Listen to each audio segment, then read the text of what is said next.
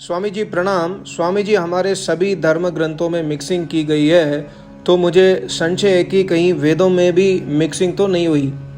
कृपया क्लैरिफाई करें। मेरे आचार्य जी स्वामी राम स्वरूप योगाचार्य जी कहते हैं, वेदों में मिक्सिंग करने के लिए वेदों को समझना ज़रूरी है, जो कि आम आदमी के लिए बहुत ही कठिन है।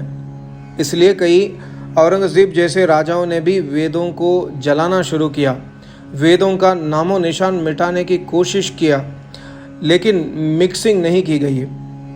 आज भी वेद के खिलाफ वेद विरोधी संत ये कह पाते हैं कि वेद कठिन है, मत पढ़ो, मत सुनो, हवन मत करो इत्यादि, पर मिक्सिंग तो वो कोई भी नहीं कर सकता। दूसरा, वेद असल में किताब है ही नहीं। ईश्वर ने किताब के रूप में हमें वेद नहीं दिए। ये निराकार वाणी है जो ईश्वर की सामर्थ्य से प्रत्येक सृष्टि रचना के आरंभ में चार ऋषियों के हृदय में प्रकट होती है।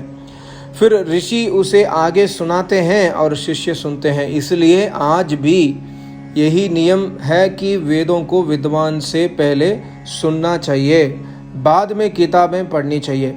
इसे भी मिक्सिंग का कोई खतरा नहीं है। Next question.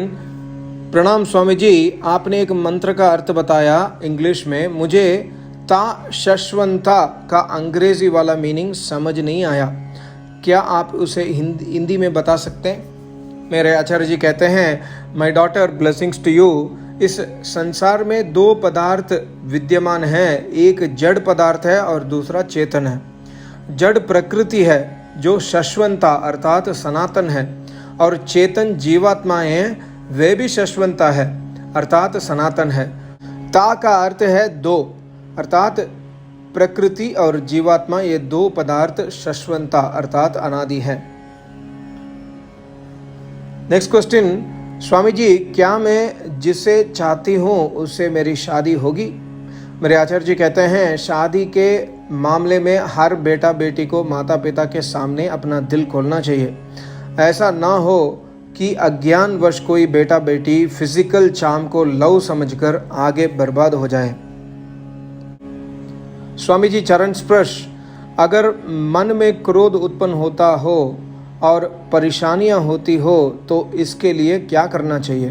क्योंकि क्या डेली हवन से उस पर कोई फर्क पड़ेगा, और अगर योगा से फर्क पड़ेगा तो कैसे?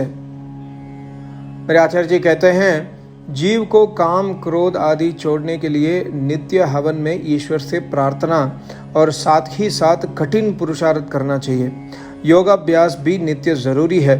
यहाँ पुरुषार्थ का मतलब है कि तुम्हें जबरदस्ती काम क्रोध बुराई छोड़ने के लिए मन को कंट्रोल करना पड़ेगा। साथ ही ईश्वर से प्रार्थना जब करोगे तब ही ईश्वर मदद करता है, अन्यथा नहीं करता। कहा भी जाता है, God helps those who help themselves. My blessings. Next question. नमस्ते स्वामी जी, एक प्रश्न है जिसका उत्तर अभी तक आर्य जगत में पंडित महेंद्र पाल आर्य जी के अलावा कोई नहीं जानता। प्रश्न ये है कि वेदों को सर्वप्रथम लिपिबद्ध किसने किया था? क्या आप मुझे इस प्रश्न का उत्तर दे सकते हो? मेरे आचार्य जी कहते हैं, आपका विचार अपना विचार हो सकता है, लेकिन वेदों को सर्वप्रथम लिपिबद्ध किसने किया, इस प्रश्न का उत्तर तो संपूर्ण आर्य जगत के विद्वान जानते ही हैं। आज से लगभग 5300 वर्ष पहले व्यास मुनि जी ने कृपा करके जगत कल्याण के लिए वेदों को लिपिबद्ध किया था। इससे पहले वेद परंपरागत मुँह जबानी ही याद किए जाते रहे थी।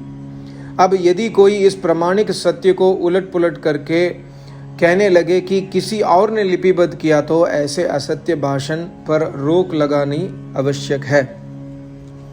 कितना सुंदर उत्तर। अगला सवाल। स्वामी जी सदार प्रणाम। मेरी उम्र 29 साल है और कुछ बचपन से अनजाने में की हुई गलतियों की सजा से ग्रस्त हूँ। कमजोरी महसूस होना, जल्दी थक जाना, मैरिज प्रॉब्लम्स, मेरी जिंदगी नरक हो गई है। कृपया मुझ पर कृपा करें। मेरे आचार्य जी कहते हैं, मैं ब्लेसिंग्स टू यू। हमें जिंदगी में कभी नर्वस नहीं होना चाहिए। गलतियों का पछतावा यही है कि उन गलतियों, उन पापों को स्वीकार किया जाए और वो गलतियों जिंदगी में दोबारा ना की जाए।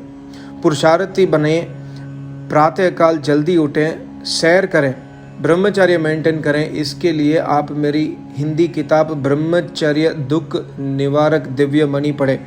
जल्दी से जल्दी आप मेडिकल एडवाइस भी लें जो आपको फ़ायदा करेगी। घबराएं ना, बहादुर बनकर इलाज करें। My blessings. लास्ट क्वेश्चन आज का।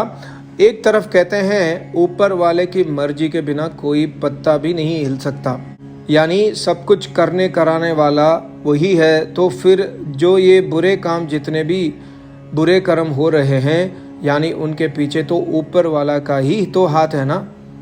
मेरे आचार्य जी कहते हैं ऊपर वाले की मर्जी के बिना कोई पत्ता नहीं हिलता। इसका मतलब ये कहा गया है कि ईश्वर सृष्टि बनाकर जब उस सृष्टि के कण कण में समा जाता है तभी वायु बहने लगती है, पेड़ पौधे और उनके पत्ते हिलने लगते हैं, नर नारी पशु पक्षी आदि सभी सृष्टि के पदार्थ अपने अपने कार्य करने लगते हैं।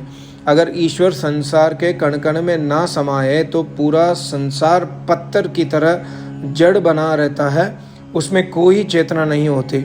वेद शास्त्र कहते हैं स्वतंत्रता ही कर्ता, अर्थात मनुष्य पाप पुण्य करने में स्वतंत्र है, परंतु पाप पुण्य कर्म का फल हमेशा दुख और सुख के रूप में ईश्वर ही देता है। इसलिए हम सदा पाप कर्म से बचें और वेद मार्ग पर चलकर सदा शुभ कर्म ही करें।